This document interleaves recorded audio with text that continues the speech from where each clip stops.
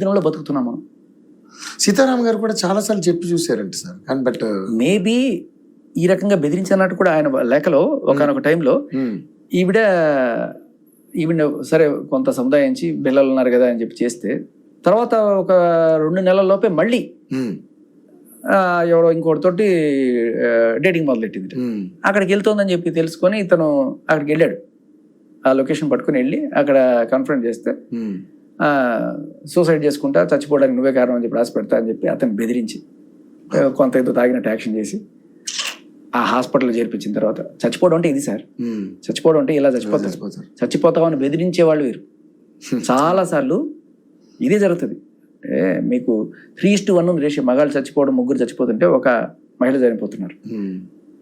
అంటే కాకపోతే అత్యాచారపు అటెంప్ట్స్ చూసుకుంటే మహిళలుగా ఎక్కువ ఉంటాయి.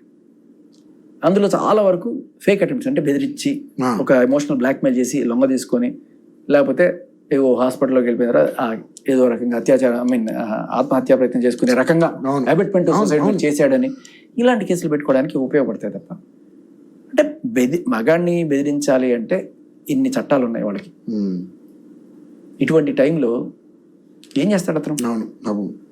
కొంచెం బెరుకు మనిషి అనుకోండి, కొంచెం అర్థమైపోతుంది, భయపడే మనిషి భయపెట్టింది అదే ఇలాగే జరుగుతుంది. అంటే ఇక్కడ మగాడికి ఎప్పుడు న్యాయం జరుగుతుందంటే సార్, చచ్చిపోతే తప్ప న్యాయం జరుగుతుంది. ఇప్పుడు ఆమె ఏం చేయాలి సార్ మీ లెక్క ప్రకారం అయితే? ఇప్పుడు ఆమె ఇప్పుడు ఒక నిండు ప్రాణం బలైపోయింది. ఆమె ఏం చేస్తుంది సార్? ఆమె ఏదో సైకలాజికల్ ప్రాబ్లం ఉందో, లేకపోతే కామ పిశాచి పట్టుకుందో, ఏమైందో తెలీదు.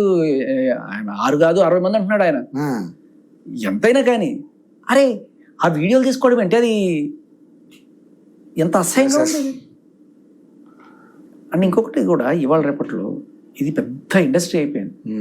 ఒకప్పుడు ఏ పెద్దాపురం లేకపోతే అలా పోయే బ్యాంకాకులు పోయే ఇది ఇప్పుడు ఏంటంటే ఇళ్ల మధ్యలో పెద్దాపురం అంటే కూడా మన మీద మళ్ళీ ఇప్పుడు కేసు పెడతారు. పెద్దాపురం ఇప్పుడు అద్భుతంగా తయారైంది సార్. అటువంటి ఎక్కడ లేదు. అక్కడ చాలా నీట్ గా ఒక మంచి ఊరైపోయింది. అది చాలా మంచి ఊరైపోయింది. అంటే పేరు ఎట్లా వచ్చింది. ఇప్పుడు ఎవరు కూడా పెద్దాపురం అంటే ఒప్పుకోటాడు ఎవడు అక్కడ. అంత సిన్సియర్ గా ఉంటున్నారు వాళ్ళు. అంటే మరి చెప్తున్నా, అంటే వాళ్ళు కూడా మార్పు వచ్చింది కానీ ఇంకా రాలే అంటే జనాలు. ఇప్పుడు సంగతి కాదు.